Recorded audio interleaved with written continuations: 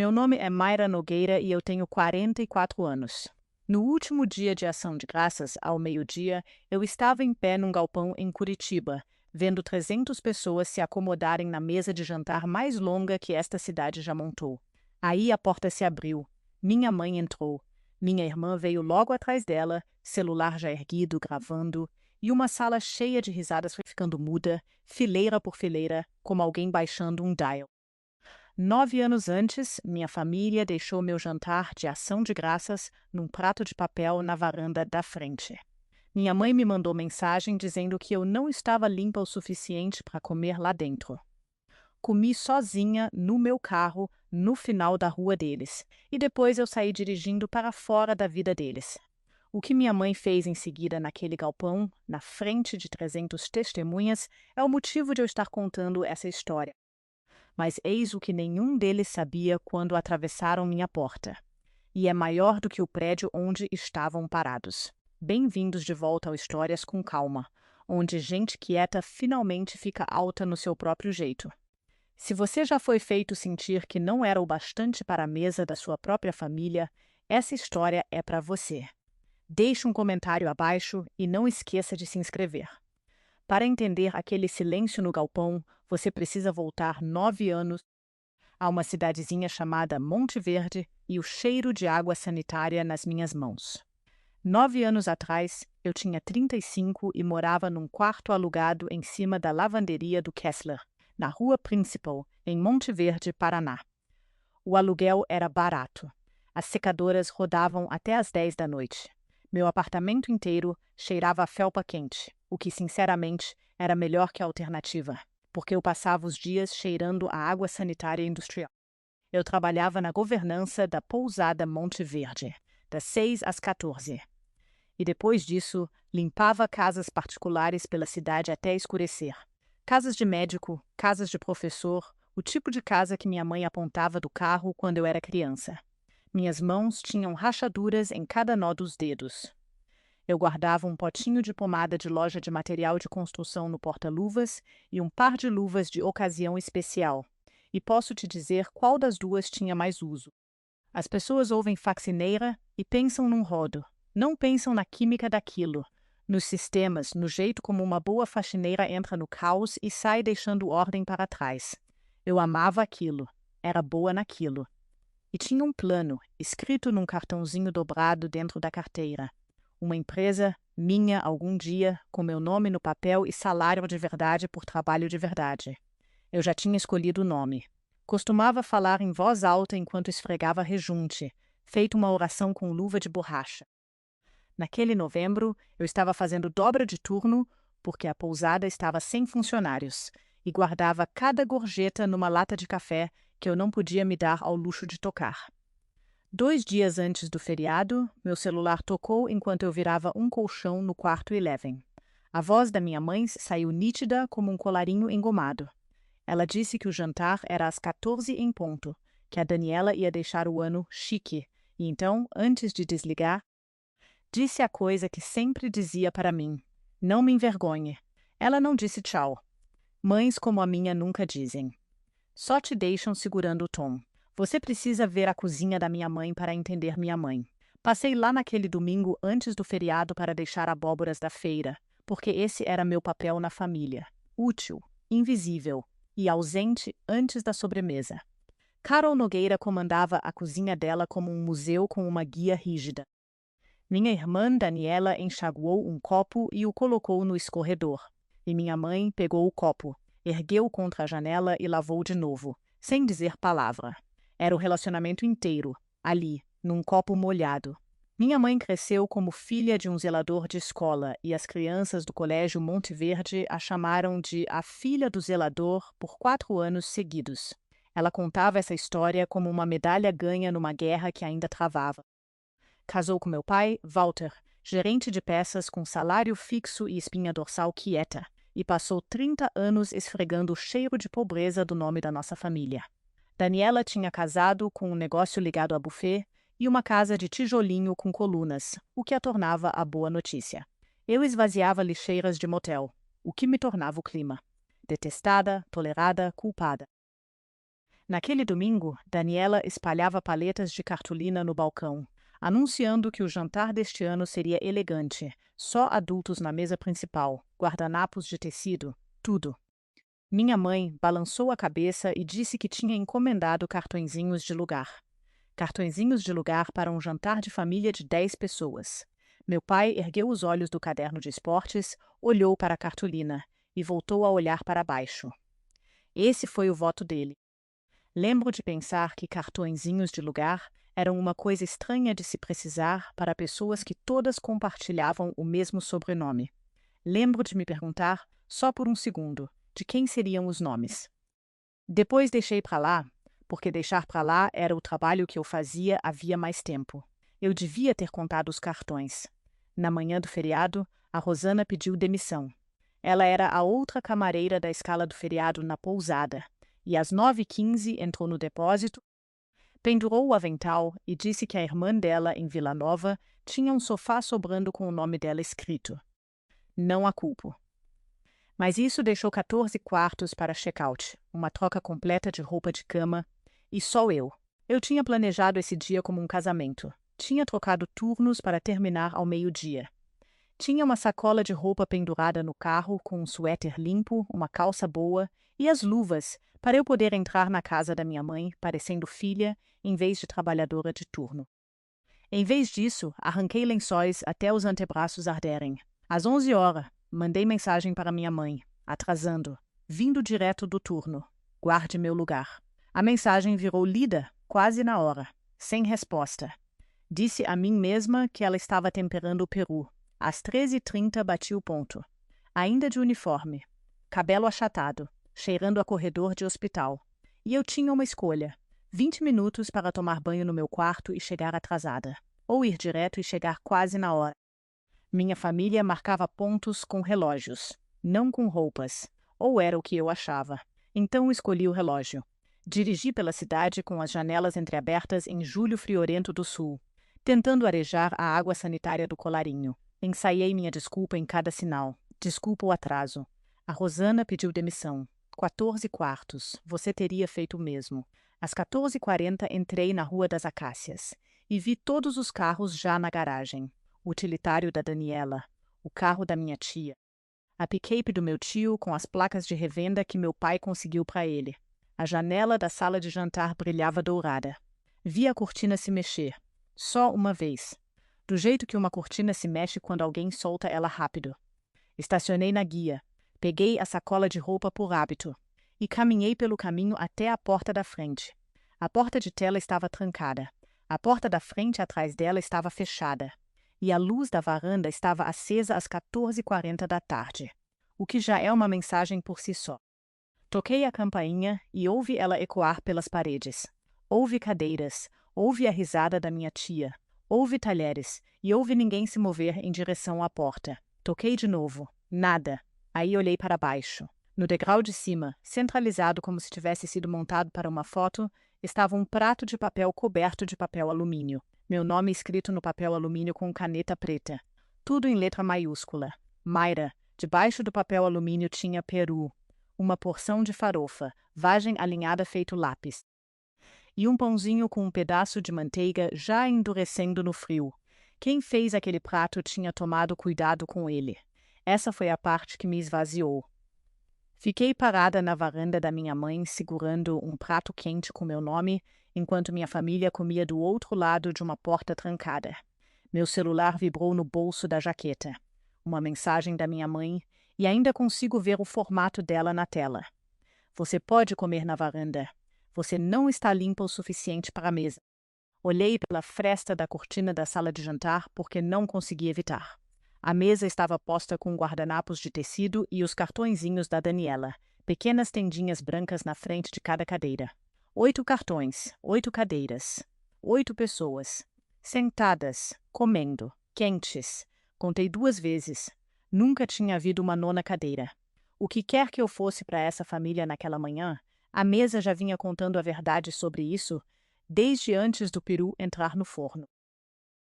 Mais uma coisa ficou presa na minha cabeça, embora tenha levado anos para importar: a caligrafia no papel alumínio. Minha mãe escreve em cursiva pequena e inclinada, apertada como arame farpado. As letras no meu prato eram grandes, redondas e cuidadosas, com um rabinho comprido no A. Não era a letra dela. Eu estava ocupada demais me quebrando para me perguntar de quem era.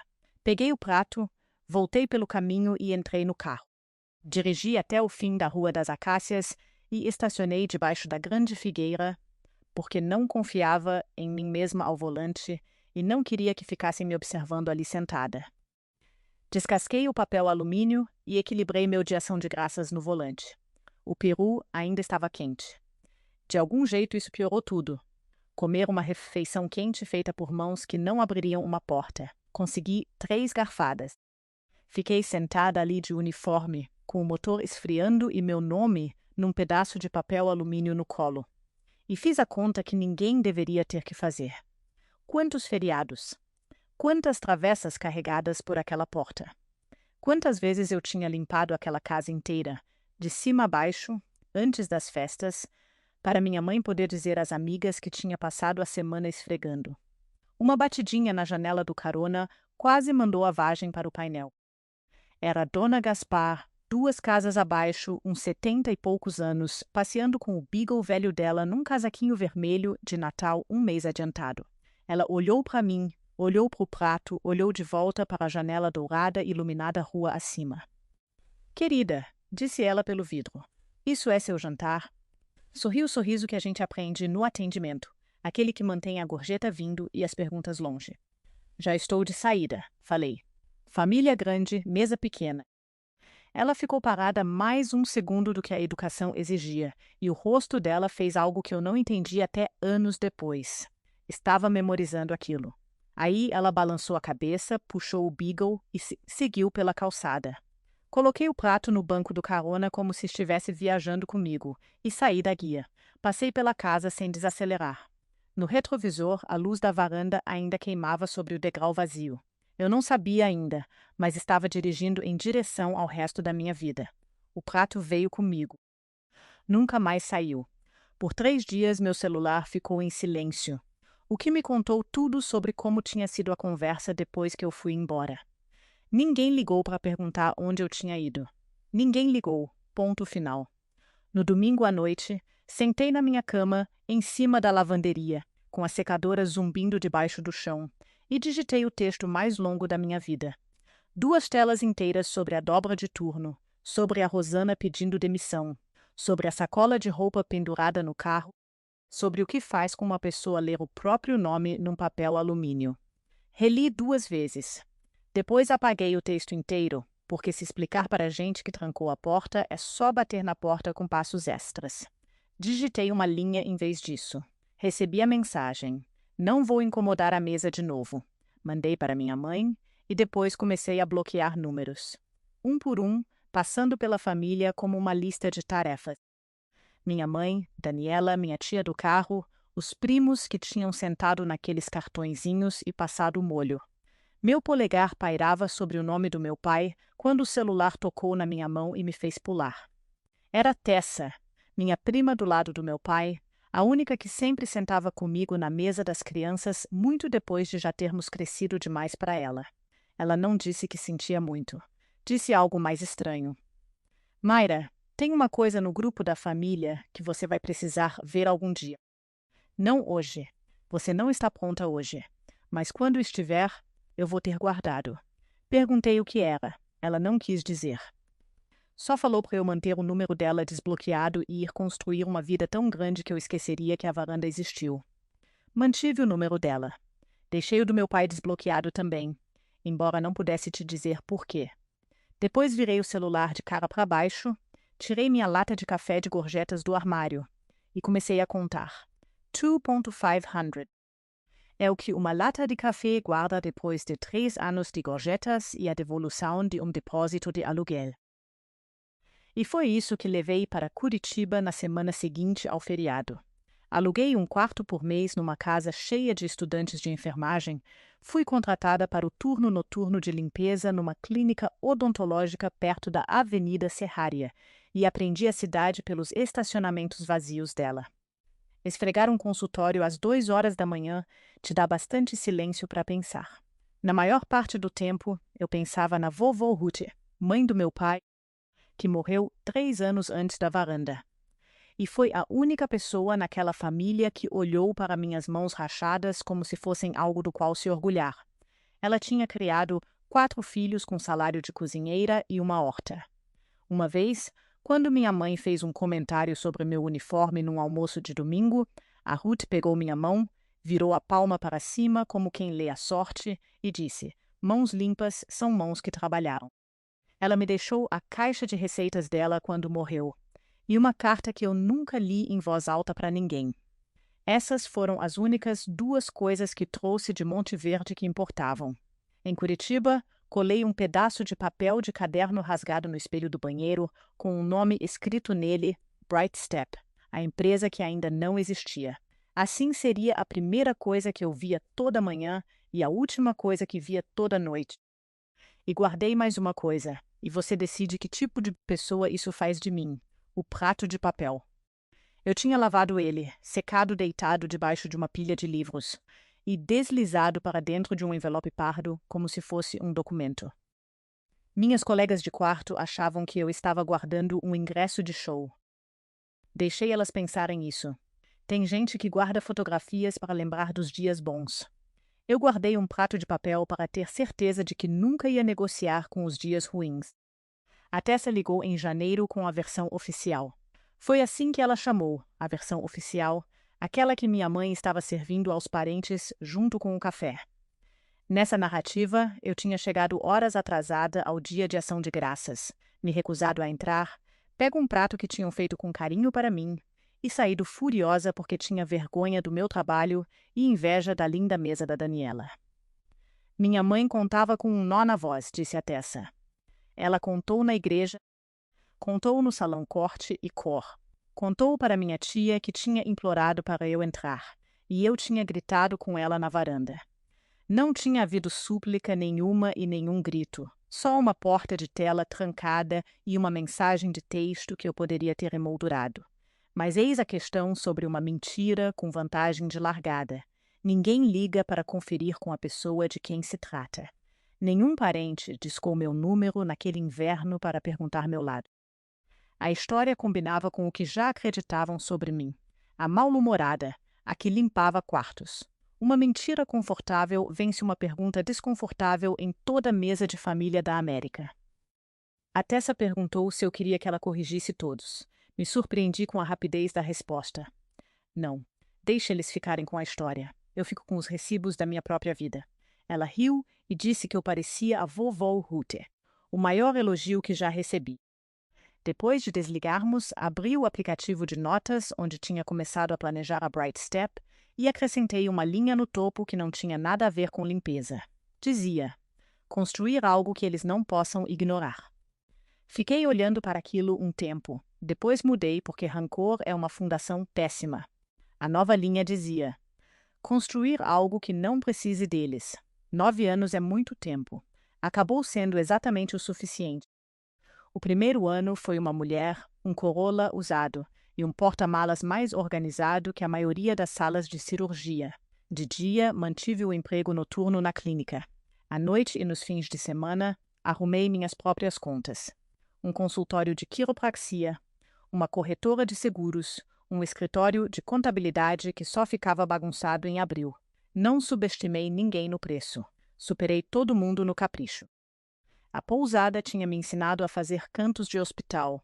A clínica odontológica me ensinou as regras de verdade, os padrões de patógenos transmitidos pelo sangue, a diferença entre limpo e desinfetado, o rastro de papel por trás dos dois.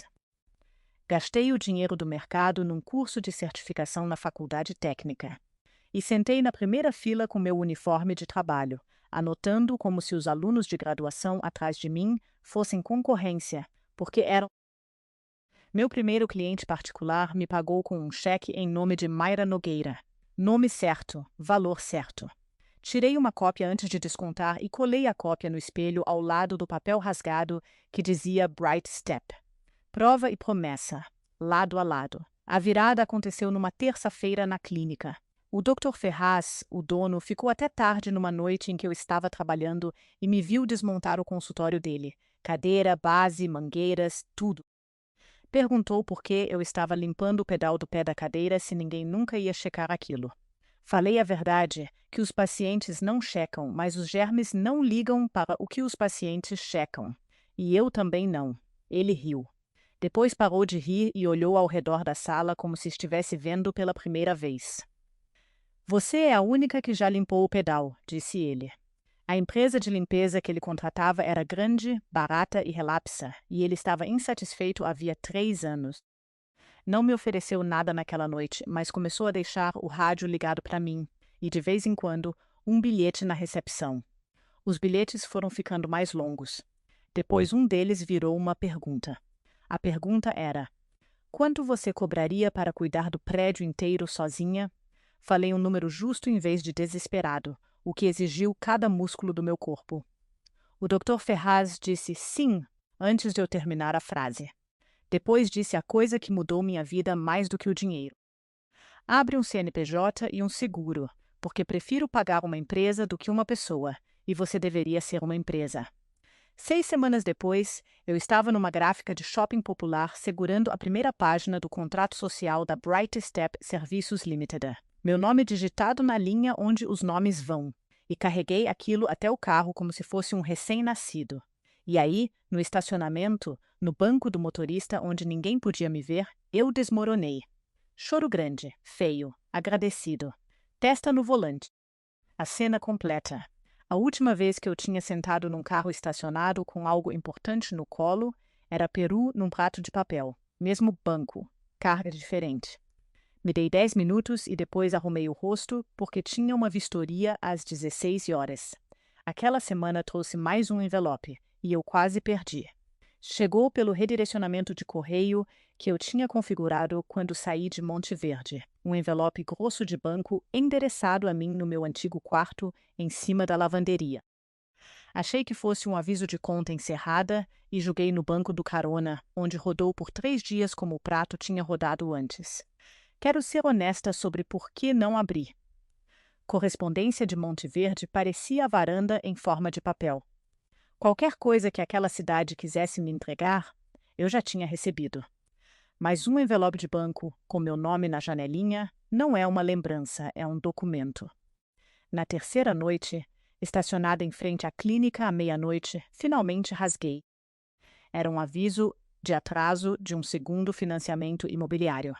Os nomes dos meus pais no topo, meu endereço antigo na janelinha, por causa de uma ficha de contato que eu tinha preenchido uma vez na mesa da cozinha deles. O empréstimo estava 90 dias atrasado. O valor devido mensalmente estava ali em negrito.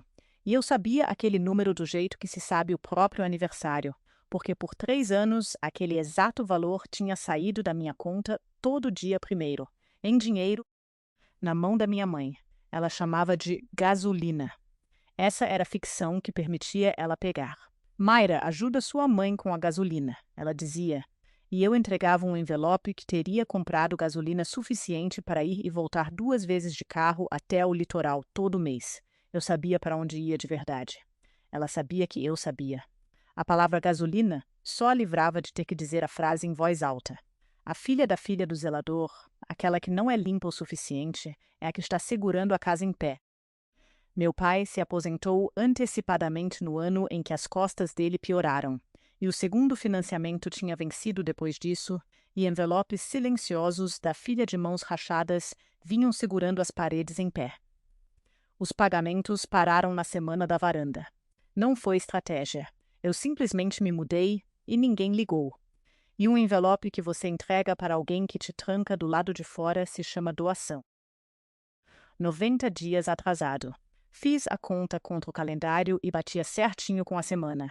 Fiquei sentada no carro em frente à clínica, esperando sentir culpa.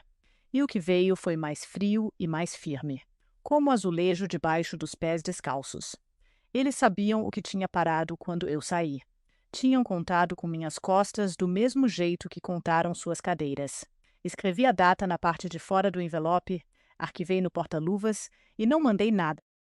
Quer saber o que acontece com uma casa quando a filha invisível vira visível em outro lugar? Continue assistindo. No terceiro ano, a Bright Step era eu mais 2 pessoas. E escolhi essas duas do jeito que eu queria que alguém tivesse me escolhido. A Rosa era a mãe solo que tinha sido demitida de uma rede de serviços por faltar um turno quando o filho dela teve garganta inflamada. Ela apareceu na entrevista com uma carta de referência de uma cliente para quem tinha limpado particularmente, o que me disse que ela entendia de recibos. O Davi era veterano do exército, de 60 e poucos anos, que passou a camisa de trabalho a ferro para entrevistar para um emprego de tirar cera de piso. Contratei os dois na hora e paguei um salário que fez minha contadora suspirar, porque eu tinha feito esse trabalho a vida inteira e sabia exatamente o que custava ao corpo fazer aquilo. Nos especializamos onde ninguém queria o trabalho chato. Consultórios médicos e odontológicos, padrões de verdade, vistorias de verdade, consequências de verdade. Acontece que consequências são raras. As empresas relapsas ficaram longe e as indicações vieram até nós. Estabeleci exatamente uma regra na empresa que não tinha nada a ver com desinfetante. E estabeleci no primeiro dia da Rosa, quando a peguei comendo um sanduíche em pé sobre a pia do depósito, como quem pede desculpas. Ninguém come em pé. Não no meu turno. Todo local da Bright Step ganhou uma mesa de intervalo com cadeiras de verdade, o suficiente, e almoço acontecia sentado. Todos nós, como gente. A Rosa achou que era uma peculiaridade.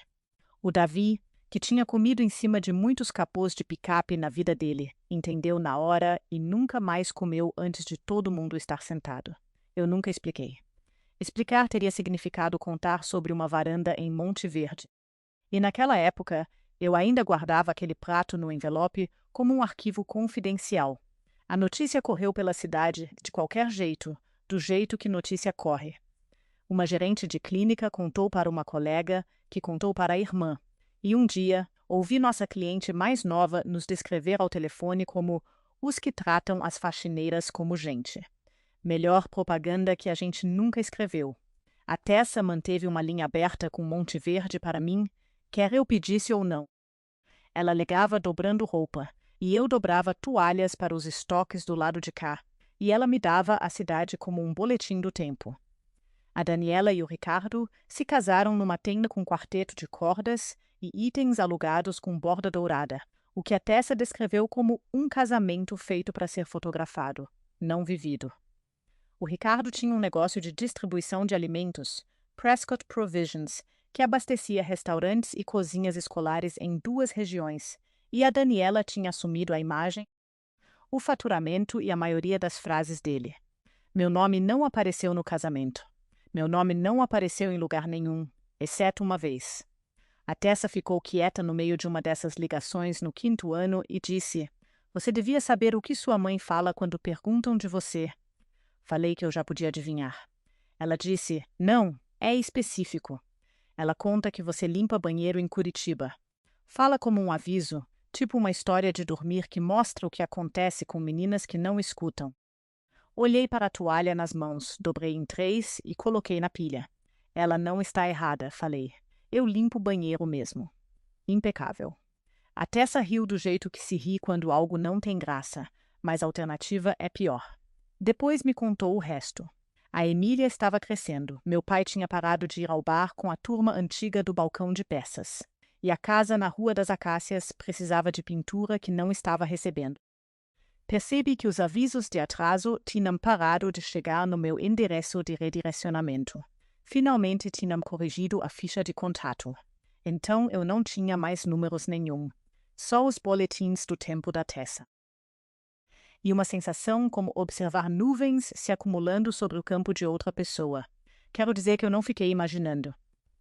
Fiquei sim, e muito. Só nunca peguei o telefone, e eles também não. O 4º ano quase acabou com a gente.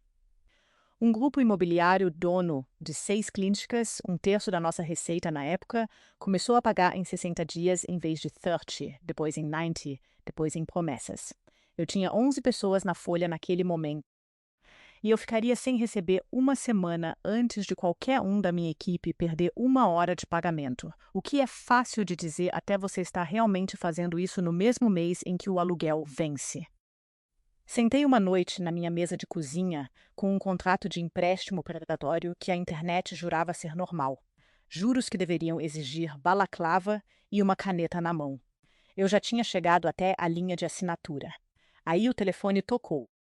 Um número de Monte Verde que eu não conhecia e cada músculo do meu pescoço para baixo virou vergalhão, porque números desconhecidos de Monte Verde eram como eu sempre imaginei que a notícia chegaria. A notícia sendo meu pai. Não era. Era uma enfermeira do Hospital Geral de Monte Verde ligando por uma dona Gaspar, 2 casas abaixo na Acácias, internada durante a noite em observação, que tinha insistido tanto com a equipe até rastrearem meu contato pela Tessa, porque ela tinha algo a dizer e, cito, não pretendia morrer com aquilo guardado. Embora ela também não estivesse planejando morrer. Ela pegou o telefone e pulou o alô. Você é a menina que comeu o jantar no carro? Disse ela. Você me manda cartão todo Natal e assina como se eu não soubesse quem é. Eu sei quem você é, querida.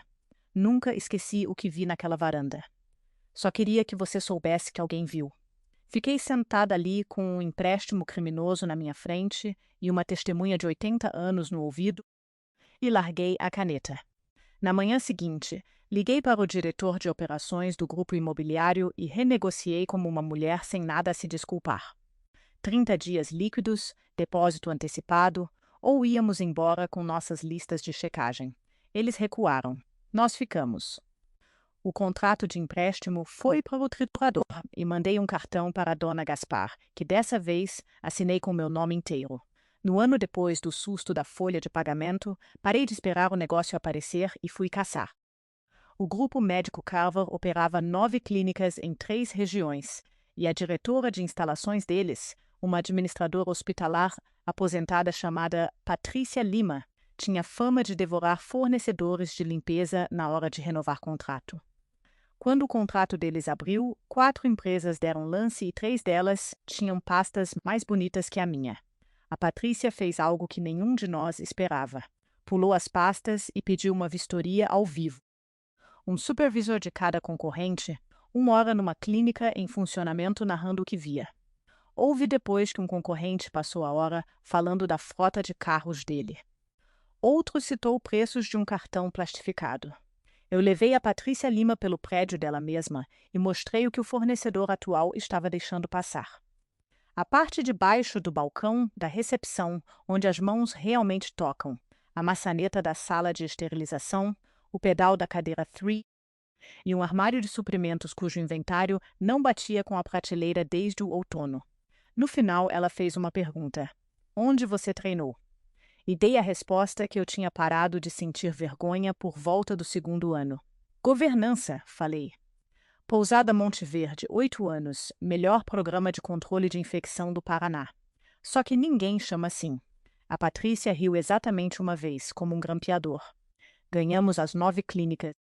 No caminho de volta para casa, ouvi de um representante que o concorrente com a pasta mais bonita tinha passado o pitch final, lembrando o conselho da Carver, que a dona da Bright Step era, nas palavras dele, uma camareira de motel brincando de patroa.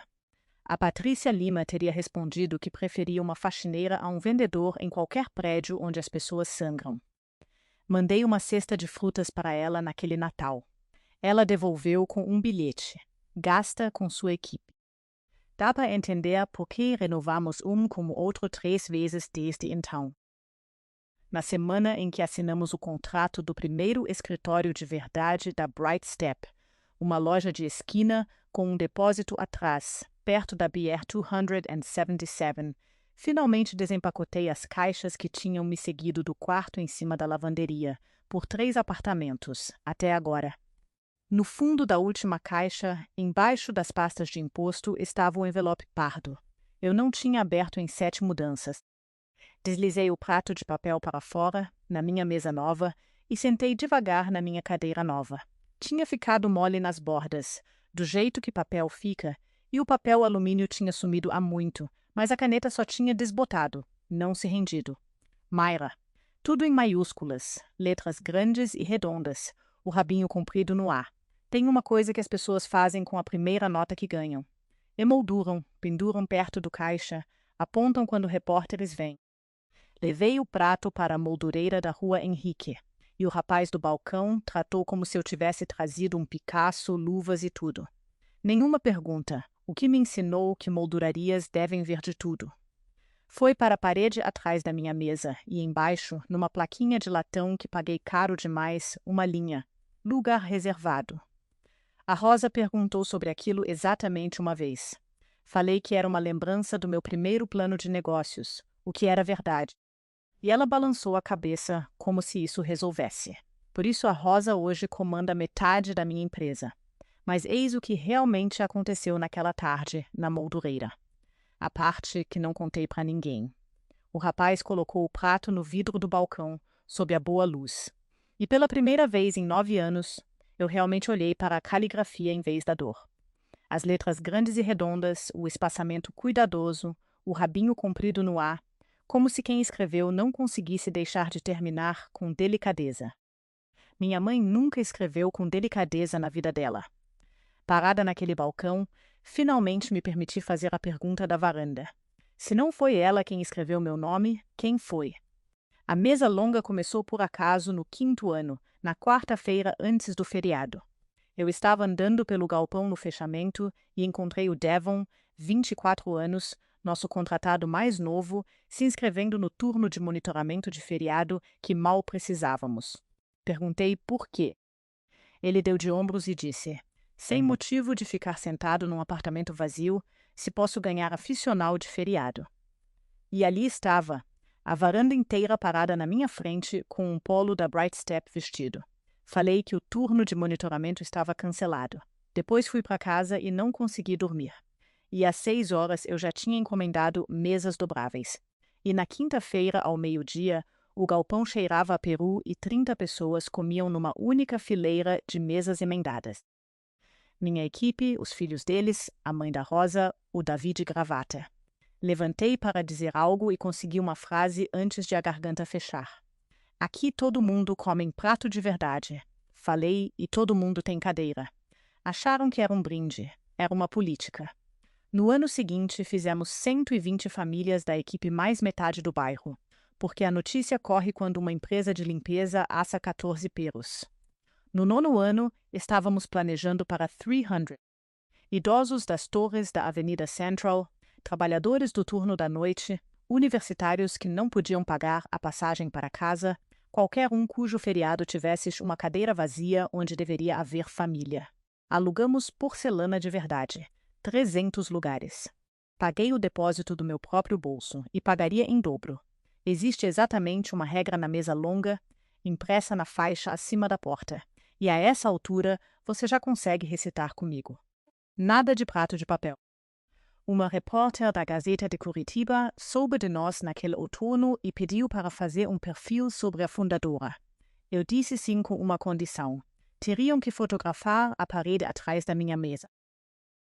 A mesa longa cresceu do jeito que a empresa cresceu, um círculo deliberado de cada vez. No 6º ano, fizemos parceria com as torres da Avenida Central. E foi o ano em que deixou de ser um jantar de empresa com convidados e virou algo que a cidade passou a acompanhar. As torres mandaram 2 ônibus, 41 moradores, alguns que não comiam uma refeição de feriado em companhia havia uma década. Fiquei na doca recebendo casacos e bengalas, e no meio do 2º ônibus, segurando o corrimão como uma rainha descendo, veio um rosto de outra vida. A dona Gaspar tinha se mudado para as torres depois que o marido faleceu, ao que parece, e quando chegou ao último degrau, olhou para mim por um segundo longo e terrível na frente de todo mundo.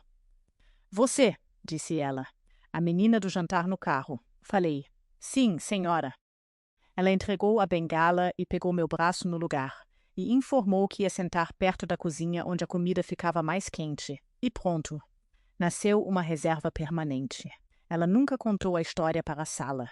Só aparecia todo ano como uma auditora, e todo ano, na saída, dava um tapinha na minha mão e dizia sempre a mesma coisa. Melhor que ano passado. Continua. Em algum ponto dali, começamos os cartõezinhos de nome. Depois que um senhor idoso ficou paralisado na porta naquele primeiro ano das torres, perguntando ao recepcionista se ele realmente tinha permissão de entrar. Um cartãozinho de nome resolve isso.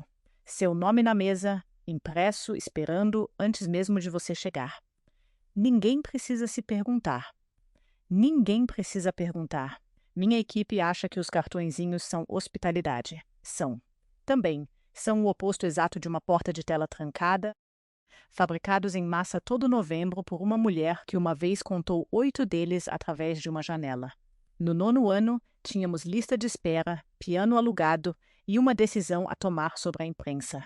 A Tessa veio a Curitiba naquele outubro, 9 anos depois da varanda, para ver a operação e comer o peso dela em lanchinho de depósito. Ela passeou pelo galpão, saudou o Davi, admirou o prato emoldurado com o maxilar travado e depois, sentada no balcão da minha cozinha, ficou quieta de um jeito que tinha móveis dentro. Você disse algum dia, ela falou. Acho que é algum dia. Deslizou o celular pelo balcão. Na tela estava o grupo de família de verdade, aquele em que eu nunca estive, capturado em print 6 anos antes e carregado por minha prima feito uma pedra no sapato. O horário era 13h11, dia do feriado, 7 anos antes, enquanto eu arrancava a roupa de cama do quarto 14 na pousada. Daniela, ela tá vindo direto do trabalho, de uniforme. Daniela, deixa o prato dela lá fora. Ela vai entender o recado. E embaixo, minha mãe. Tá bom, mas eu não vou lidar com o drama quando ela chorar. Mais 2 parentes tinham curtido com o joinha. Minha tia do carro e uma prima que eu costumava cuidar quando criança. Essa era a cena toda do crime. 4 pessoas de estatura.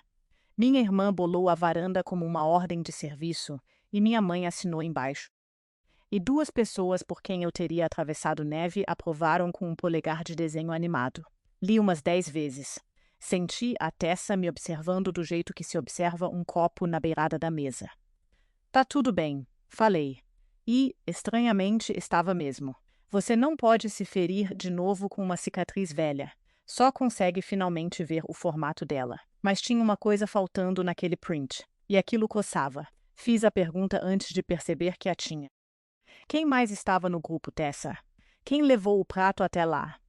Ela olhou para o prato de comida, e minha prima inabalável, guardiã dos recibos, disse a primeira frase evasiva que já ouvi dela. Isso não é meu para te entregar, disse ela. 2 noites depois de a Tessa voar de volta, fiz a coisa que tinha prometido a mim mesma nunca fazer. Entrei no carro depois do fechamento, peguei a BR-277 rumo ao sul, saindo de Curitiba, e dirigi os 50 minutos até Monte Verde sem um bom motivo a bordo. Disse a mim mesma que estava só dirigindo. Disse isso até estar estacionada debaixo da figueira no fim da Rua das Acácias, farol apagado, feito mulher de filme sobre decisões ruins. A casa precisava de pintura. A Tessa não tinha exagerado. A luz da varanda estava acesa, mesma lâmpada amarela de sempre, brilhando sobre o degrau de cima feito um palquinho esperando a próxima atração. A janela da cozinha brilhava. Vi uma silhueta que provavelmente era minha mãe atravessar 2 vezes, carregando algo, e uma silhueta que definitivamente era meu pai se acomodar na poltrona perto da janela com o jogo ligado. Gente comum numa casa comum que tinha feito uma coisa extraordinária com a própria filha, com cartolina e uma fechadura. Minha mão estava na maçaneta da porta. Quero ser honesta sobre isso. 9 anos construindo, e um print tinha me deixado estacionada no escuro compondo discursos. Eu podia pousar o prato liso na mesinha de centro deles, e assistir os rostos deles fazendo contas. Teria sido incrível por uns 90 segundos. E depois, minha mãe teria uma história nova para o salão de beleza sobre a filha que apareceu berrando de madrugada. E eu teria trocado 9 anos de paz por 1 minuto e meio de teatro. Algumas portas você não bate 2 vezes. Tirei a mão da maçaneta, fiquei sentada com aquilo e tomei a única decisão que realmente se sustentou. Eu não ia incendiar a casa deles, e eu não ia segurar o balde quando ela pegasse fogo sozinha. Nem vingança. Nem resgate. Saí de fininho e dirigi os 50 minutos de volta para casa, e dormi como uma nota fiscal paga. Naquele outono, a Bright Step bateu 120 funcionários e a Associação Comercial Regional nos nomeou Pequena Empresa do Ano. Fiquei sabendo por e-mail e tive que fechar a porta do escritório, porque a neta do zelador tinha acabado de ser eleita empresária de qualquer coisa, e isso é muita coisa para o rosto aguentar na frente das pessoas. Não subi ao palco para receber o prêmio. Mandei a Rosa, que tinha merecido dirigindo nossa divisão médica inteira, e sentei na plateia, na terceira fileira, e bati palma até doer a mão. Um fotógrafo da Gazeta me flagrou mesmo assim no meio da palma, com cara de quem tinha engolido o sol. Essa foto foi como a Amanda Reis, repórter de reportagens da Gazeta, finalmente juntou as peças. A fundadora meio anônima, o jantar de galpão que tinha alimentado 120 pessoas no ano anterior, a empresa com um prato de papel emoldurado atrás da mesa da fundadora. Ela ligou na manhã seguinte com a insistência educada de uma boa repórter e defendeu seu ponto. O perfil deveria sair na manhã do Dia de Ação de Graças. Nome da fundadora, rosto da fundadora, o prato, a história inteira. Tudo em mim, que ainda morava em cima daquela lavanderia, disse não. Anônimo era armadura. Anônimo significava que Monte Verde continuava sendo um boletim do tempo e nunca virava clima de verdade. Mas eu tinha acabado de ver a Rosa segurar um troféu de cristal na frente de 600 pessoas porque eu era protegida demais para subir num palco e tinha 300 cadeiras encomendadas para mesa longa.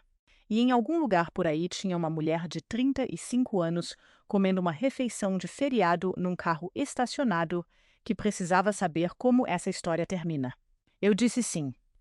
Manhã do Dia de Ação de Graças, falei para Amanda pública. Manhã do Dia de Ação de Graças. Ela perguntou se eu queria ver as perguntas antes. Só um aviso, então, falei. Pergunta qualquer coisa, mas a caligrafia do prato fica de fora, porque tem uma pergunta sobre isso que nem eu consigo responder ainda. Ela concordou. Nenhuma de nós duas sabia que a resposta já estava vindo em minha direção. Antes de contar o que aconteceu quando Monte Verde finalmente ligou a televisão, quero te perguntar uma coisa, de uma trabalhadora de feriado para outra. Se você já comeu uma refeição de feriado sozinha no carro, você conhece aquele silêncio específico. Me conta nos comentários onde você estava quando sua família te mostrou seu lugar. E se inscreve, porque na segunda metade, minha família descobre exatamente qual é o meu lugar agora.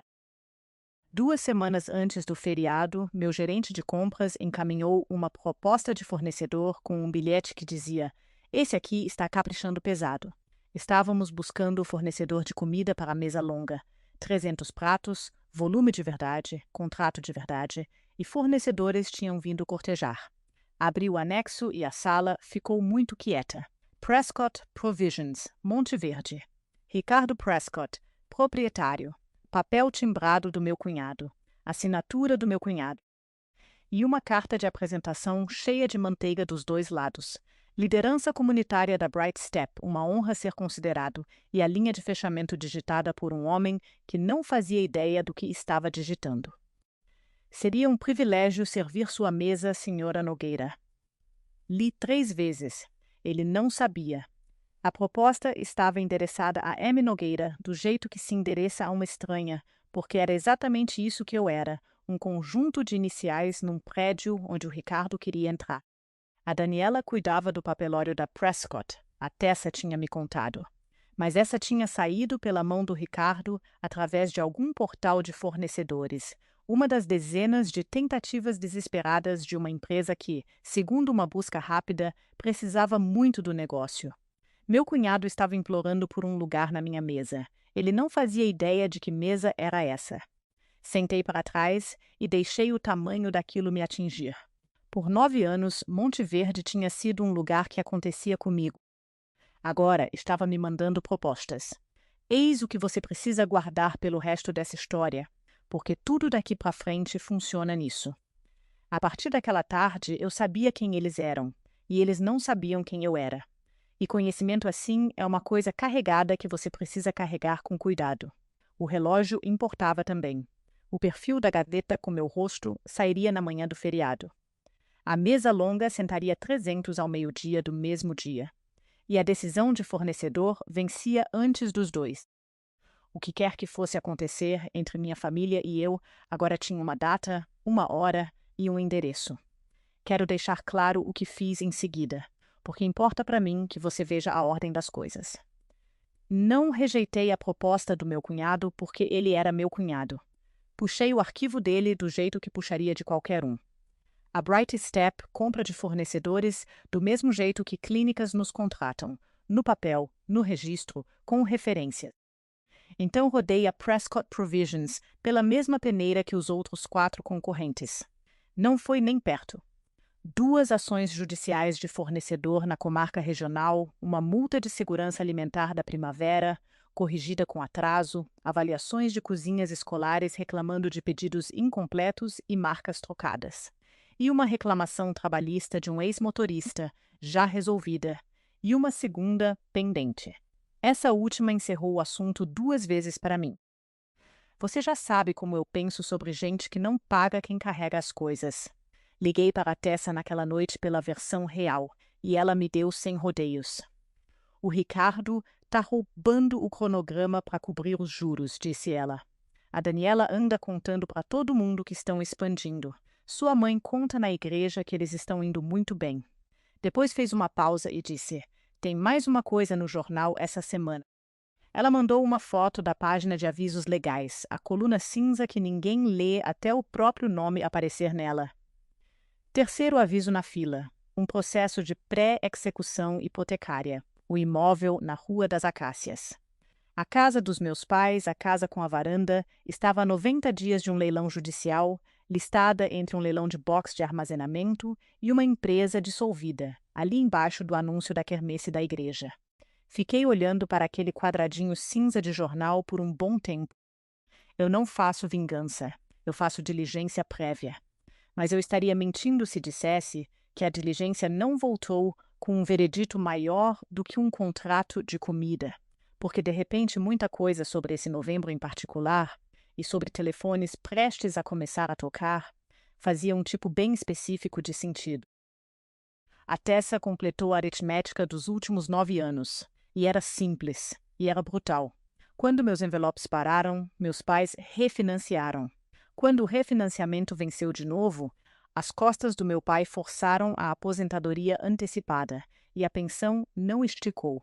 Pegaram empréstimo contra a casa de novo, discretamente, do jeito que minha mãe fazia tudo que era vergonhoso, ou seja, enquanto contava para o salão de beleza que estavam indo muito bem.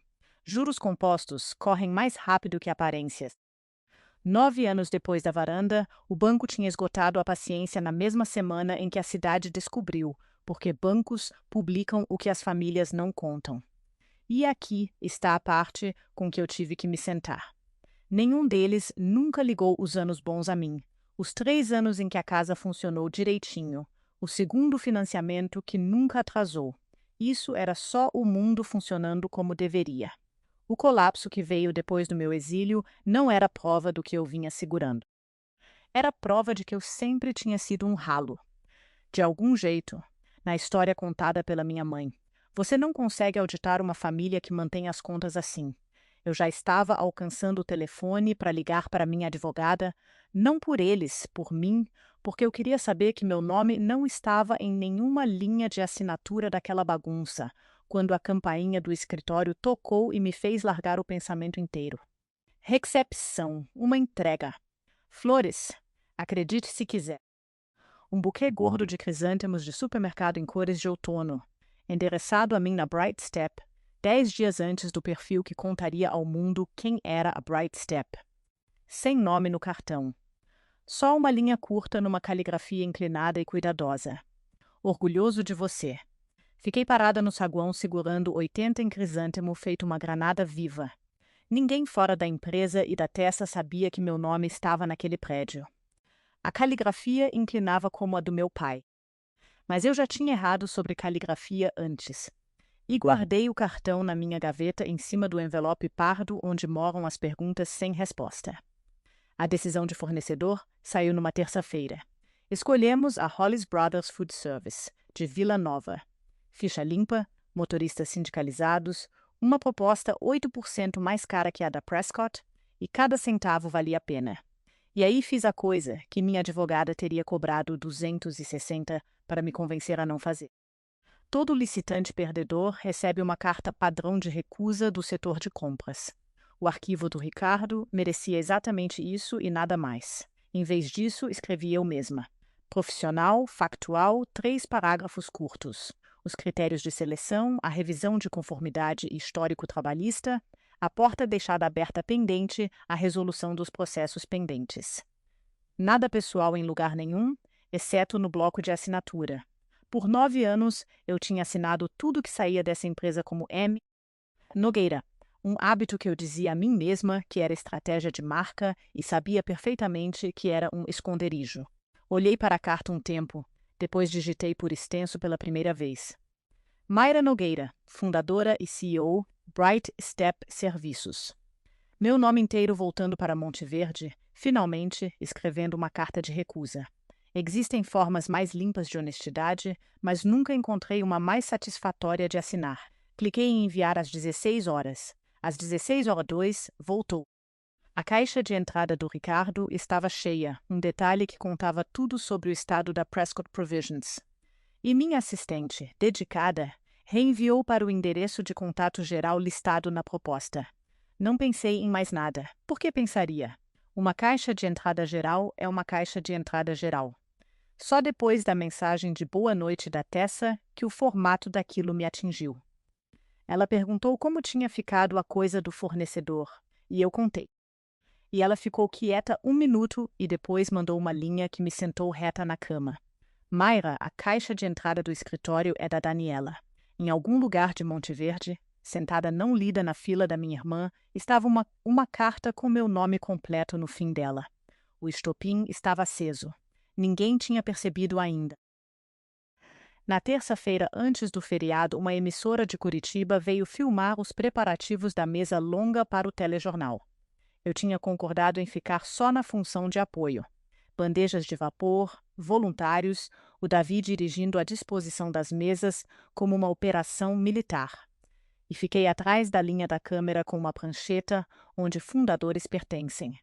Mas equipes de televisão estão no ramo de encontrar a pessoa que todo mundo fica olhando de canto de olho. Enquanto eu explicava para a Rosa o mapa de assentos dos ônibus dos idosos, a câmera se afastou.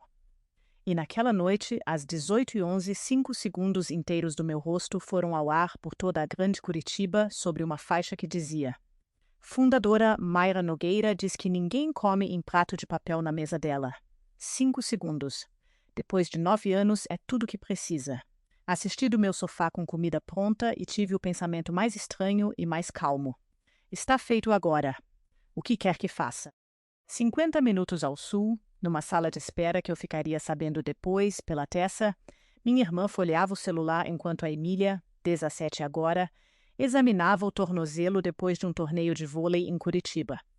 A televisão da sala de espera estava no jornal das 18 horas. A Tessa ouviu a cena inteira em segunda mão pela Emília, que contou melhor do que qualquer repórter conseguiria. Mamãe parou de falar no meio de uma palavra, disse a Emília.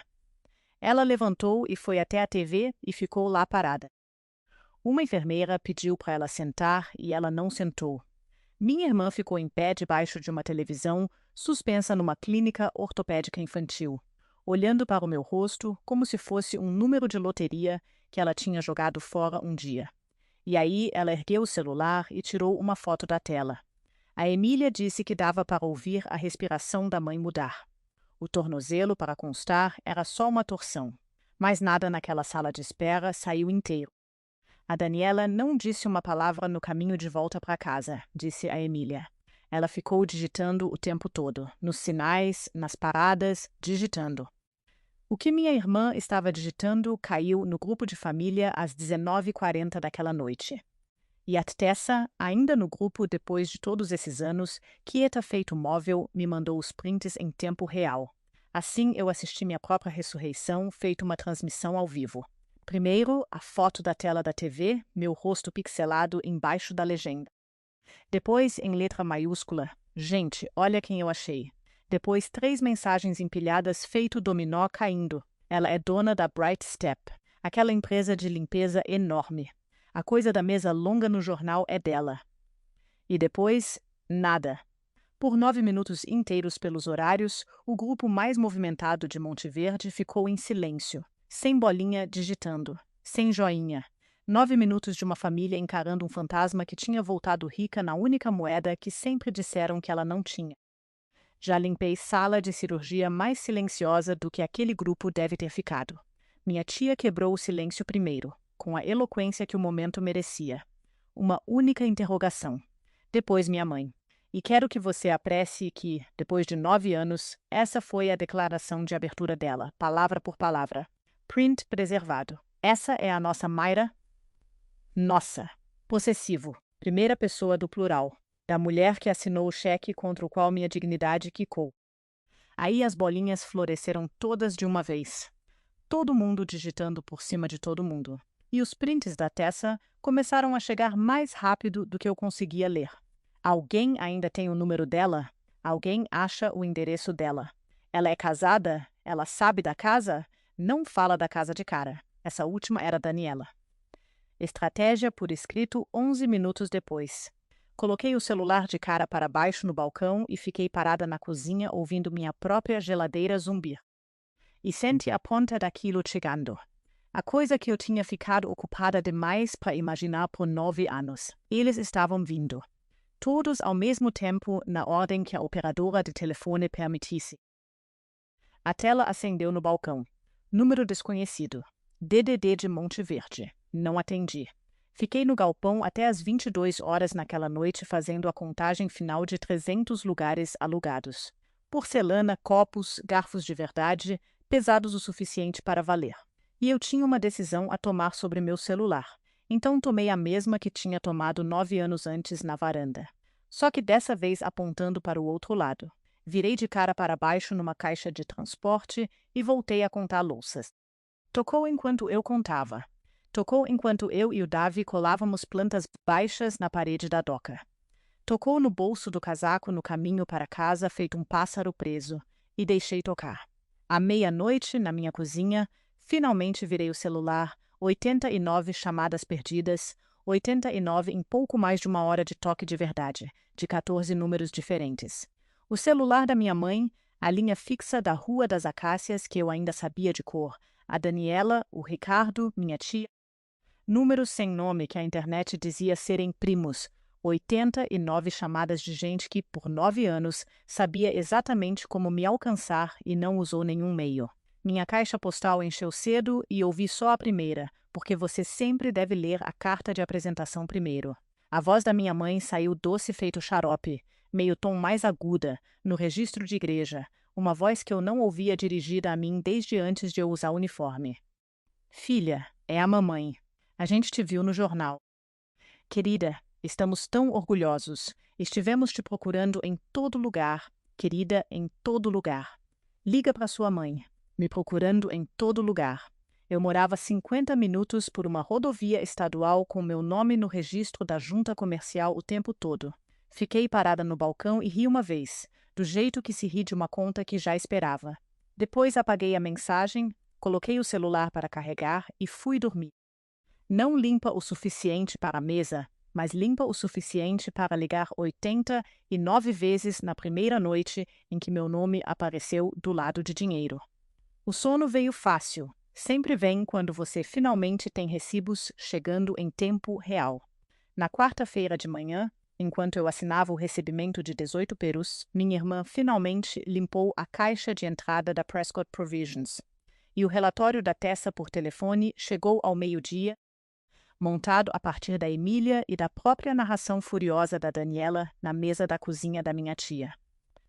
A Daniela tinha entrado procurando uma tábua de salvação, qualquer fornecedor dizendo sim, e achou em vez disso uma carta de recusa da Bright Step Serviços, datada de antes do telejornal, recusando a proposta do marido dela por motivos de conformidade e histórico trabalhista, assinada por extenso por Mayra Nogueira, fundadora e CEO. Pense na ordem desses golpes. Não só rejeitada pela irmã caçula antes mesmo de a família saber que ela estava viva, por justa causa, por escrito, educadamente. Rejeitada por alguém que claramente não tinha sabido ou não tinha se importado de quem era a proposta que estava lendo, o que de algum jeito era a versão pior, porque significava que eu não tinha passado 9 anos tramando contra eles. Eu simplesmente tinha os mantido no mesmo padrão de estranhos. E eles tinham falhado no mérito. A Emília contou que a mãe dela leu a carta em voz alta 2 vezes, e que a segunda leitura parou no meio, e que a cozinha ficou, nas palavras da Emília, estranhamente quieta. Depois a Daniela fez o que a Daniela faz. Converteu humilhação em plano antes do almoço. Se ligações não estavam sendo atendidas e propostas não estavam sendo aceitas, tudo bem, o feriado era amanhã. O jornal tinha dito exatamente onde 300 pessoas iam comer ao meio-dia, e você não pode recusar a família parada na sua frente.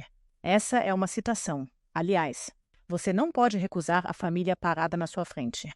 Ela disse isso na mesa da minha tia, feito uma general anunciando o clima para a invasão, e minha mãe acrescentou o toque que ainda me tira o fôlego. A gente leva uma torta, ela disse. Receita da vovó Ruth, a de abóbora. A torta da vovó Ruth, carregada como passaporte para uma mesa comandada pela neta que ela criou, sabendo exatamente o valor daquela receita. Na quarta-feira à tarde, a família mandou uma batedora.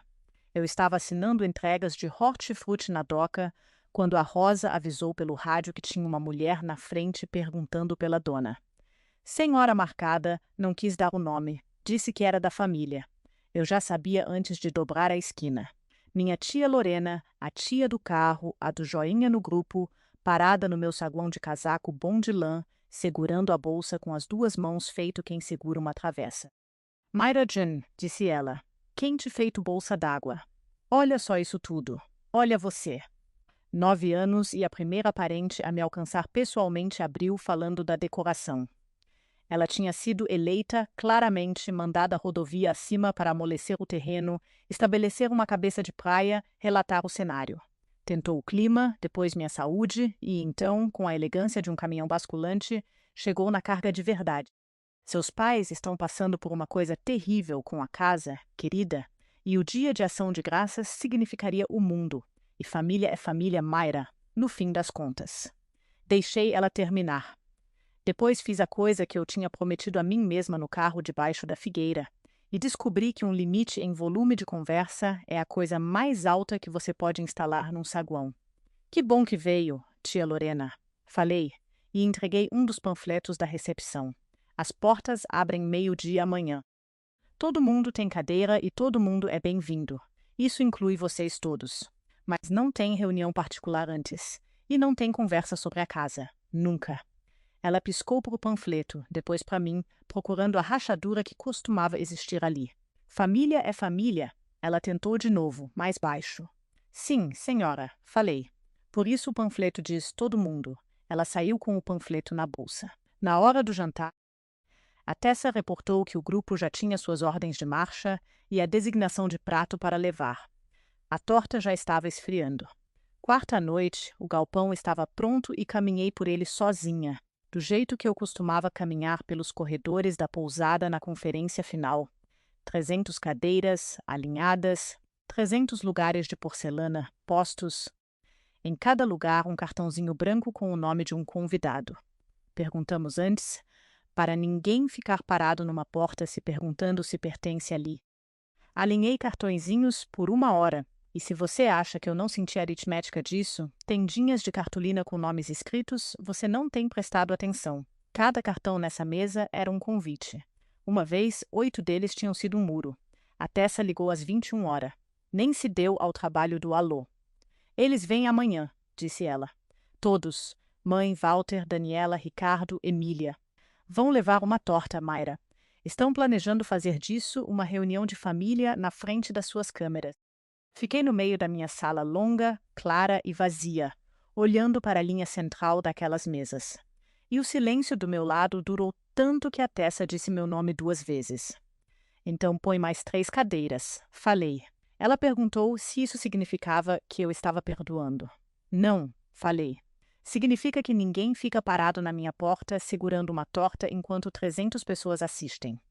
O que quer que aconteça amanhã, acontece com todo mundo sentado e alimentado. Até eles.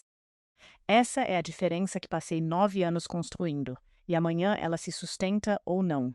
O perfil da Amanda já estava diagramado. 6 horas da manhã. A história do prato de papel pertenceria a todo mundo. 89 chamadas em 1 hora, 9 anos atrasadas.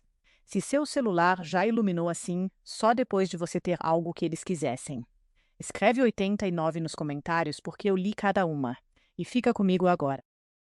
O que aconteceu quando minha mãe entrou no meu galpão no dia seguinte, na frente de 300 testemunhas, é a parte dessa história que nunca contei para ninguém.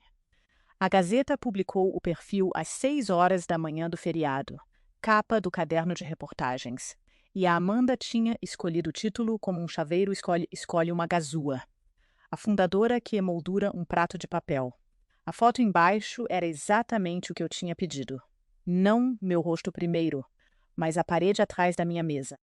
O prato de bordas amolecidas com mira na caneta disputando. A placa de latão dizendo lugar reservado. E eu ao lado, braços cruzados, sem sorrir e sem pedir desculpa. A matéria contava direto. A varanda, a porta trancada, a mensagem de texto, os 9 anos, a empresa, a regra sobre pratos de verdade. Ela nunca deu nome à minha família. Não precisava. Monte Verde é uma cidade de 9.000 habitantes com uma banca de jornal na frente do salão de beleza. E às 8 horas a Tessa reportou que o site parceiro do jornal já tinha reproduzido a matéria e que dava para rastrear a história andando pela cidade só pelas luzes de varanda que acendiam mais cedo. Às 11 horas, o galpão era tudo o que eu tinha construído para ser. Vapor e cidra e o filho de alguém tocando piano vertical que a gente tinha rodado para dentro vindo da igreja do Davi. Ônibus de idosos descarregando na doca. A equipe da Rosa levando gente até os lugares com nome. Dona Gaspar. Sim, aquela Dona Gaspar, 90 anos agora. Minha convidada todo ano desde a ligação do hospital. Instalada na mesa principal, com o sucessor do Beagle aos pés, 300 cadeiras enchendo. Eu carregava uma bandeja de pãezinhos porque na minha mesa a dona carrega coisas quando o barulho mudou. Começou na porta e foi entrando. Conversa caindo, fileira por fileira, o som de 300 pessoas percebendo algo, uma mesa de cada vez. Pousei a bandeja e me virei, e lá estavam eles. Emoldurados na porta da doca com a luz de julho friorento atrás. Minha mãe no casaco de igreja, meu pai com o chapéu nas mãos, Daniela, Ricardo, Emília, e uma torta de abóbora erguida na frente deles feito bandeira branca. Minha mãe não caminhou até mim. Minha mãe fez uma entrada, e há uma diferença. E toda mulher naquela sala acima dos 50 anos reconheceu na hora. Ela veio pelo corredor central entre as mesas longas com os braços se abrindo mais a cada passo, voz projetada para carregar, registro de igreja em volume máximo. Minha filhinha, aí está você. A gente te achou. Ela já estava chorando antes de chegar até mim. Lágrimas de verdade, eu admito. Minha mãe sempre soube chorar sob encomenda do jeito que outras pessoas sabem assobiar. E atrás dela, a Daniela tinha o celular erguido na horizontal, já filmando, narrando baixinho feito documentário de natureza.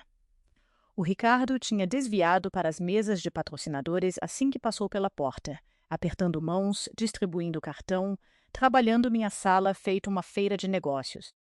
A Emília ficou para trás perto do cabideiro, 17 anos e morta de vergonha, e meu coração foi até aquela menina antes de qualquer outra coisa, porque só ela tinha entrado com as mãos limpas. Minha mãe chegou até mim e ergueu a torta entre nós. Receita da vovó Ruth, anunciou para a sala, para as câmeras, para a história que já estava escrevendo. Receita da sua avó querida. Fiz para você, para nosso recomeço. 300 pessoas me viram olhar para aquela torta. E aí uma cadeira arrastou, sem pressa, à minha direita na mesa principal, e a dona Gaspar se ergueu com a bengala, tomou seu tempo com isso e disse, na voz clara e forte de uma mulher que deu catequese por 40 anos e já enterrou todo o medo que teve. Eu me lembro de você, Carol. Me lembro de um prato numa varanda. Eu estava lá. A sala não engasgou. Fez algo pior. Ficou perfeitamente, atentamente quieta. 300 pessoas se inclinando ao mesmo tempo, e eu observei o sorriso da minha mãe ficar exatamente onde estava enquanto tudo atrás dele arrumava as malas. Um mal-entendido, disse minha mãe, girando na direção da dona Gaspar, ainda com a torta erguida. Essa história toda foi distorcida com os anos. Foi um dia difícil. A comida foi mantida quente para ela. Essa cidade adora um conto. Ela era boa. Tinha tido 9 anos de ensaio no salão de beleza. Mas eu já tinha parado de escutar, porque já tinha virado e tirado o quadro da parede do meu escritório. Eu tinha movido ele para a estação de servir naquela manhã. E talvez isso te diga que eu já sabia, o tempo todo, como esse dia ia terminar, e coloquei na mesa principal, deitado, vidro para cima, na frente de todos eles, o prato. Mayra. Letras grandes e redondas, o rabinho comprido no A. Minha mãe olhou para o quadro e desviou. Rápido, como se fosse o sol. Mas meu pai, chapéu ainda nas mãos, que não tinha falado desde a porta, olhou para aquela caligrafia e não conseguiu parar de olhar. E os ombros dele desceram dos ganchos. E eu o vi envelhecer em tempo real. Eu tinha carregado a pergunta por 9 anos. E parada ali, finalmente entendi que sempre tinha tido medo exatamente dessa resposta. Pai, falei baixinho, só para nosso pequeno círculo, embora a sala estivesse tão quieta que quase não importasse. O prato foi ideia da mamãe. Você só assistiu, certo? E a Daniela, no meio da transmissão, riu de verdade. A risadinha curta e sarcástica de uma mulher corrigindo um detalhe antes de conseguir se segurar. O papai escreveu, ela disse.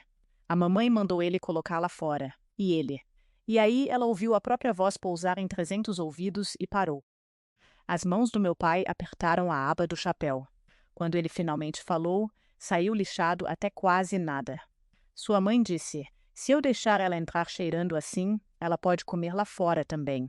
Ele ergueu os olhos para mim então, e os olhos dele estavam molhados e velhos. Eu escrevi seu nome bonito, disse ele. Foi tudo o que consegui pensar em fazer. Escrevi bonito. Quero te contar que eu tinha um discurso pronto. Não tinha. O que eu tinha era 9 anos de prática em não levantar a voz em salas onde eu segurava o poder. Porque é isso que comandar uma empresa te ensina se você deixar.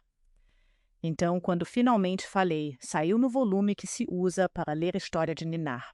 E 300 pessoas prenderam a respiração para ouvir, o que é um tipo de alto que minha mãe nunca alcançou gritando. Você me ensinou exatamente quanto custa um lugar na sua mesa, mãe, falei. Custa tudo o que você é. Eu parei de pagar há 9 anos. Ela abriu a boca e eu continuei, ainda quieta, ainda estável, colocando tudo na mesa, feito uma vistoria. A dobra de turno porque a Rosana pediu demissão e alguém teve que arrancar 14 quartos. A mensagem que dizia que eu estava vindo direto do trabalho, vista às 11h04, nunca respondida. A porta de tela trancada. Os 8 cartõezinhos numa mesa que sabia que eu vinha. A mensagem sobre a varanda.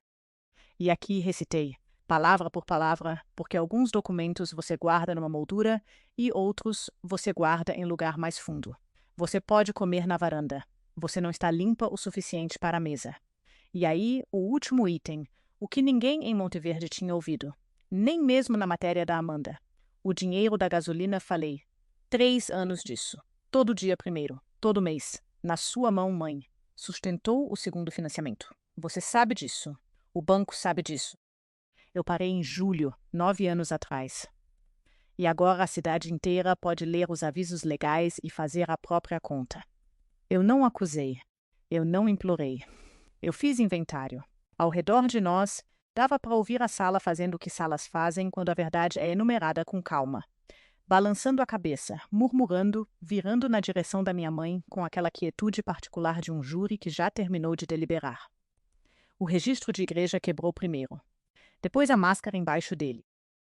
Minha mãe bateu a torta na mesa principal com força suficiente para rachar o prato, e 60 anos de aparências administradas caíram dela feito telhas num vendaval. Depois de tudo que eu sacrifiquei, ela gritou. De verdade, gritou, no ponto acústico perfeito do meu próprio galpão. Você deve tudo a essa família, sua menina ingrata e odiosa. A gente te deu tudo.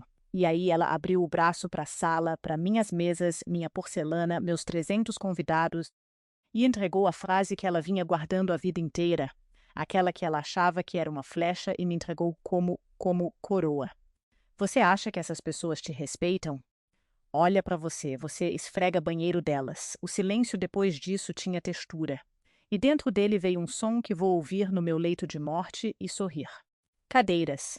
Cadeira depois de cadeira empurrando para trás, sem pressa, por toda a sala. Minha equipe. Rosa de pé. Davi de pé, em posição de sentido feito a bandeira estivesse passando. Devon. A equipe noturna da divisão médica, ainda de roupa boa, 120 pessoas da Bright Step.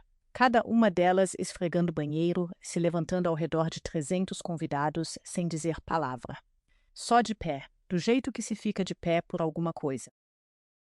Minha mãe girou devagar, dentro daquela floresta de faxineiros de pé, e pela primeira vez na vida viu que não conseguia achar um único rosto que estivesse comprando aquilo.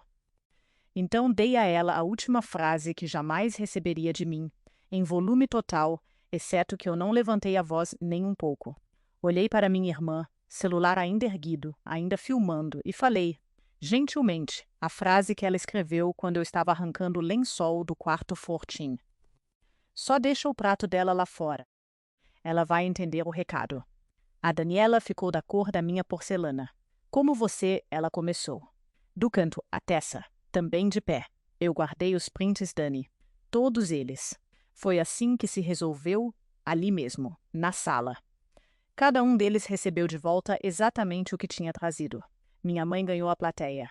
Ela tinha passado 30 anos curando o que Monteverde acreditava sobre os Nogueira, e em 4 minutos de vídeo, a própria transmissão ao vivo da Daniela, mais 200 celulares, ela tinha se reformulado para sempre. Sem editor, sem repetição. Ninguém tirou nada dela. Ela ficou de pé num galpão de que se gabaria se fosse da Daniela, e queimou o único patrimônio da vida dela, a imagem, na frente da cidade para quem ela tinha construído aquilo. As senhoras da igreja para quem ela se apresentava estavam nas minhas mesas, comendo na minha porcelana, assistindo. Na segunda-feira, a Tessa me contou, a esposa do pastor tinha pedido para ela se afastar da comissão de recepção por uma temporada. Uma temporada. Igrejas conseguem dizer para sempre de um jeito tão gentil.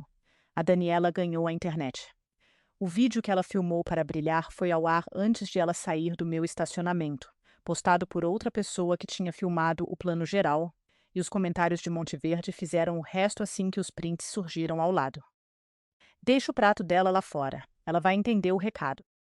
A frase dela, a caligrafia dela sobre o caso inteiro, 9 anos atrasada, grudada ao nome dela em cada compartilhamento. O Ricardo ganhou aritmética. Na frente das mesas de patrocinadores que ele tinha trabalhado a manhã inteira, ele tentou um último ângulo. Certamente, família, o contrato, um segundo olhar. E eu dei o veredito inteiro em 3 frases em volume de conversa, com testemunhas. A proposta foi avaliada pelo mérito. Não passou. Família não muda aritmética. Ver um vendedor engolir um não com plateia é aula que vale por si só. E meu pai? Meu pai recebeu a frase mais difícil da sala, que foi misericórdia. Você pode ficar e comer, pai. Falei. Todo mundo come aqui. Essa é a diferença entre minha mesa e a sua. Ele não se mexeu por um longo momento. Depois, Walter Nogueira tirou o casaco, sentou no primeiro cartãozinho vago que encontrou, colocou o chapéu debaixo da cadeira feito homem na igreja. E ficou. Minha mãe foi embora do jeito que tempestades vão embora, alto e depois tudo de uma vez, pela doca fora com a travessa rachada abandonada na mesa. Não juntou mais nada, nem a Daniela, que ficou mais alguns segundos filmando por reflexo, antes de entender que não havia versão dessa filmagem que a salvasse, guardou o celular no bolso e puxou o Ricardo pela manga para tirá-lo da fileira de patrocinadores. A sala deixou eles irem sem um som, o que de algum jeito foi mais definitivo do que vaia. E aí tinha a Emília, 17 anos, encalhada perto do cabideiro entre a família em disparada e 300 estranhos, olhos vermelhos, segurando os próprios cotovelos. A ilha inteira da minha vida se estreitou até aquela menina. Eu sei exatamente o que faz com uma pessoa ser a que fica parada na soleira, enquanto os adultos decidem quanto ela vale. Atravessei a sala até ela, e assim que cheguei, o microfone do coordenador de voluntários ligou lá em cima, animado e alheio. anunciando que o jantar estava servido e a mesa de tortas estava aberta. A sala começou a se mexer e murmurar ao redor de nós. Estendi a mão para minha sobrinha do jeito que se oferece a algo selvagem e delicado ao mesmo tempo. "Senta comigo?" perguntei. Ela olhou para as portas da doca por onde a mãe dela tinha saído. Olhou de volta para mim. "Tá", disse ela, na voz mais miudinha.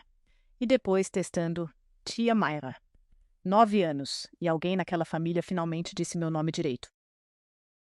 O jantar continuou, porque jantar era do que se tratava a coisa toda desde o começo. 300 pessoas comeram em porcelana de verdade numa mesa impossivelmente longa.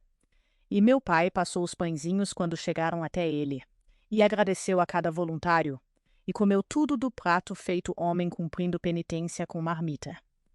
A Emília sentou à minha direita e devastou 2 tipos de torta, e fez 17 perguntas sobre como funciona uma empresa de limpeza.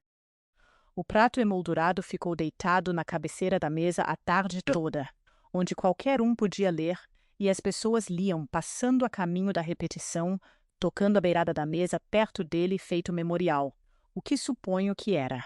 Quando o menino do piano tocou as primeiras notas de algo lento e gracioso, olhei pela extensão inteira da minha mesa e deixei aquilo se assentar. Lugar reservado para todos que já comeram sozinhos. Na semana seguinte, as ligações continuaram vindo, e quero ser precisa sobre a contabilidade, porque como você gasta a semana depois é o teste inteiro. Bloqueei os números antigos e os 30 novos que floresceram para substituir. Primos que eu nunca tinha conhecido descobrindo poços profundos de afeto. O número da minha tia circulando por 3 celulares diferentes, feito cobrador de dívida. A última mensagem de voz da minha mãe antes do bloqueio foram 4 minutos de choro que viraram aos 2 minutos, exatamente na moeda, no que a família realmente precisava que eu entendesse sobre a casa. Apaguei aos 2 minutos e pouco. A casa seguiu o caminho que papelada segue. Eu não peguei aquilo. E não vou fingir que a varanda não me passou pela cabeça quando li a data do leilão. Meus pais se mudaram para um apartamento de 2 quartos na rua Miller. Quanto às flores, os crisântemos de supermercado, orgulhoso de você, a caligrafia inclinada e cuidadosa, finalmente coloquei o cartão ao lado do prato emoldurado e soube com certeza o que já tinha meio sabido no saguão. Mesma letra, as 2 vezes. Nas 2 vezes, o homem escreveu o que não conseguia dizer. Uma vez em vergonha e uma vez em algo melhor. E mandou pelo correio para dentro do silêncio, na esperança. Ainda não respondi meu pai, mas o cartão continua na minha gaveta. E o bilhete de agradecimento dele de dezembro está ao lado dele. E eu percebo que continuo não jogando fora. O que já é uma resposta em si, e mais devagar. A Daniela mandou exatamente uma mensagem de um número que eu ainda não tinha bloqueado. Você já provou seu ponto. Foi isso. Nenhum pedido de desculpas em lugar nenhum dentro dela. Só um apito de árbitro de uma mulher que tinha ficado sem jogo. Não respondi. Alguns silêncios são resposta. Ela mesma me ensinou isso. Num dia de ação de graças, através de uma porta de tela trancada. O que fiz em vez disso foi papelada minha também. Minha advogada preparou um fundo de educação em nome da Emília. Só dela. Intocável por qualquer adulto de Monte Verde. Liberável aos 18. Financiado discretamente. Sem anúncio. Sem alavancagem para ninguém nisso. E a própria Emília pega o ônibus aos sábados agora. Crachá e tudo. Voluntária mais nova no quadro da mesa longa. O que foi inteiramente ideia dela. E a melhor contratação que eu nunca fiz. A Tessa comanda nossos programas comunitários em tempo integral desde janeiro. Os prints estão aposentados. Os recibos, todos quitados. Aqui está a única coisa que sei agora que eu não sabia sentada naquele carro com um prato quente no volante. Família não é quem compartilha seu sobrenome. É quem garante que você nunca coma sozinha. E a coisa mais limpa que já fiz foi me afastar de uma mesa que só tinha lugar para a minha vergonha. Essa é a minha história. Um prato de papel, 89 chamadas. Uma mesa com 300 cadeiras. Se alguém já fez você comer do lado de fora em qualquer sentido da palavra, monte sua própria mesa e faça ela longa. Compartilhe esse vídeo com alguém que precisa de um lugar hoje. Deixa um comentário abaixo. Se inscreve e nos vemos no próximo.